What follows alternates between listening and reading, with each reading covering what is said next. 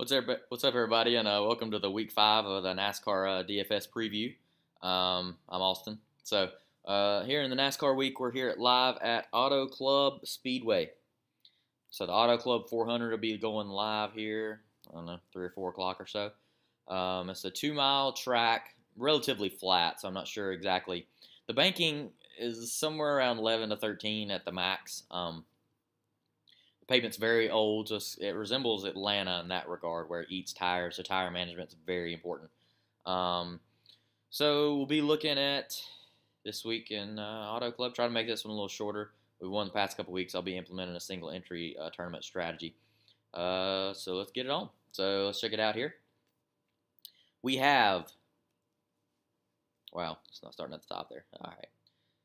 So I'll be playing the Rainbow Warriors, one of them on DraftKings, the $24 entry. But anyway, looking at your top guys here, you have Kyle Busch starting 4th, Harvick 2nd, Keselowski 13th at 11.5, Harvick 12.1, 12.6. That's your top 3 guys, basically, with Kyle Larson at 10.8, starting in 15th, Joey Logano at starting 5th at 10.4, then Martin Truex starting at 10. So that rounds out your, 10K guys and up. So I'm a pretty analytical guy. I like to look at practice, but I also have watched NASCAR as long as I can remember. So it's been 20 plus years for sure. And I tend to, whenever I watch races, I kind of see which driving style fits the best. So Auto Club's a track that resembles Michigan a little bit as far as the 2-mile goes. It's not quite as fast. Auto Club's a pretty interesting track. I'm trying to think of another track. Kentucky's a mile and a half and kind of a little flatter, but Auto Club is just very interesting. So your best driver at Auto Club is definitely Jimmy Johnson. He has an average finish around 7th or so.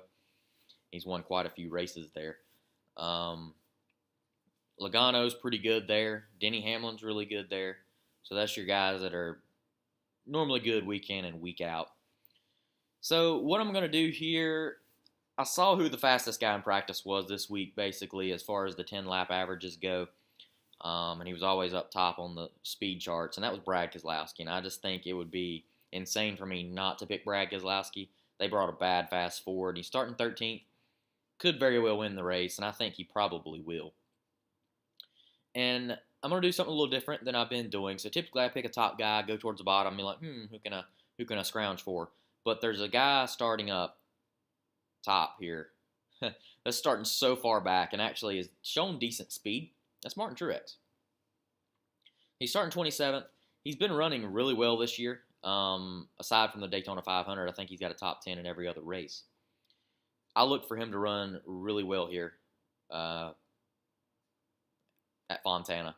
I call it Fontana, Auto Club, California Speedway, whatever you want to call it. So that's we're starting off Brad Keselowski and Truex. Kyle Larson is one of those guys that he's so fast at 2-mile tracks and up. He's just really good. Well, that's really, and Pocono would be your only other guy there. Indy. Keep naming tracks off. I'm not talking about the restrictor plates like Daytona and all those, but Talladega. But it's going to be hard not to pick those guys. I think Kurt Busch here, 21st, is very interesting. He's finished in the top 10 as well, other than the Daytona 500. You know, he'll probably run well. He's just a guy that I think will be really chalky, actually. I think a lot of people are going to go towards that Kyle Larson rather than Brad Keselowski. I'm hoping, because Kyle Larson is such a good driver on 2-mile tracks. People know that. Then again, you got Brad Keselowski starting 13th, and I think he's just so fast this week, he's going to be hard to beat. And then you look towards the bottom here, and I'm not going to be able to afford a lot of these guys, probably. I might be able to get one of them. But Kyle Larson, Joey Logano, none of those guys are going to be able to be picked for me. Chase Elliott in 8th. Chase is a really good driver here. He finishes well, and I think Hendrick is just in general very good here. As you know, Jimmy Johnson's the best driver here, basically, as far as average finishes go. Clint Boyer, Ryan Blaney, all these guys are going to be good. What I'm going to go here is go towards the bottom. None of these guys are. It doesn't really get interesting until you get to about Bubba Wallace, and I don't want to go that route. So what I'm gonna do here I'm going to pick Daniel Hemrick. Just because his speed was insane this week. His teammate AustYn Dillon has the pole. He was the fastest in the last practice. And as 10-lap averages go, I believe he was the fastest, which is crazy. It's insane.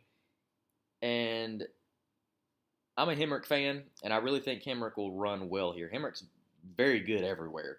And starting in 17th, he's going to probably get a top 15. And he's one of your cheap options. So that's where I'm going to go with that. And here's something interesting with me. I'm definitely going Alex Bowman. Alex Bowman's been top 10 in speed all weekend long. Or all week. I guess you could say weekend. But I really like him there at 23rd. He's been top 10 in practice. Hendrick engines, they just look good. I want to go William Byron here. But let's see if I play around here. If I got Paul Menard, I can afford a guy like Ryan Blaney in 10th, which it's not bad. He's starting 10th. 10th is interesting because Eric Jones was also very fast in 10-lap averages. He's like 5th or 6th. Daniel Suarez was like 10th or 11th. Ryan Blaney was top 10, I'm pretty sure, for averages. But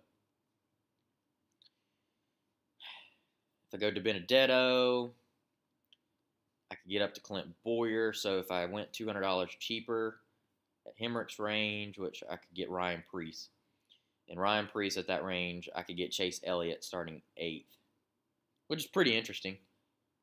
But I'm not going to go that way. A guy that I really feel confident in this week is William Byron. I really like William Byron with Chad Knaus as his crew chief. Chad's a big-time winner. He was the guy with Jimmy, and he knows how to win here. Could be a fuel strategy type thing. I think William Byron runs well. And then this is going to leave me a hard decision. So AustYn Dillon on the pole. He's got a bad fast car. It's just he's starting first, and he'd have to win the race. Ricky Stenhouse is starting 12th. I think he'd get a top 10. More unlikely than getting one, but Jimmy Johnson is just a all-time great here. Daniel Suarez and Eric Jones are going to be my choices. And I'm probably going to go with Eric Jones. Daniel Suarez is starting in 20th. I think Suarez will get you a wreck 14th, 15th place finish, and I think Eric Jones can do that as well. I think Eric Jones he could win the race, and I don't know that Suarez is to that level yet, but I think Eric Jones will come out with a good finish. So let's go ahead and clean this up here. Brad Keselowski is my pick to win the race starting in 13th. I think he'll dominate. Martin Truex in 27th. He'll make his way up through the field. I feel very confident, and that's just too good of a pick there. Scroll down a little bit. Eric Jones is my third pick. Joe Gibbs Racing Engines. I got him with Truex. I think they'll run well. And I'm going to pair up a couple Hendrick guys with Alex Bowman and William Byron. And then go with Daniel Hemrick as my dark horse there. Feel very confident in that. I don't know that a lot of people will pick him even though he was fast. Which makes me feel great. So there's my lineup there. So there you have it. That's AustYn's preview of my name's AustYn. I hate using myself in third person, but there's my preview for the DFS. Again, it'll be a single entry strategy for this week's Auto Club 400. Best of luck to you, and hope you have fun watching this. It's coming on, 4, 3? I forgot times anymore. All the races start after 2 is all I know. So anyway, good luck, and happy St. Patrick's Day. We got some green back there with the little tree there. So hope you have a good day, and tune in for the Auto Club 400.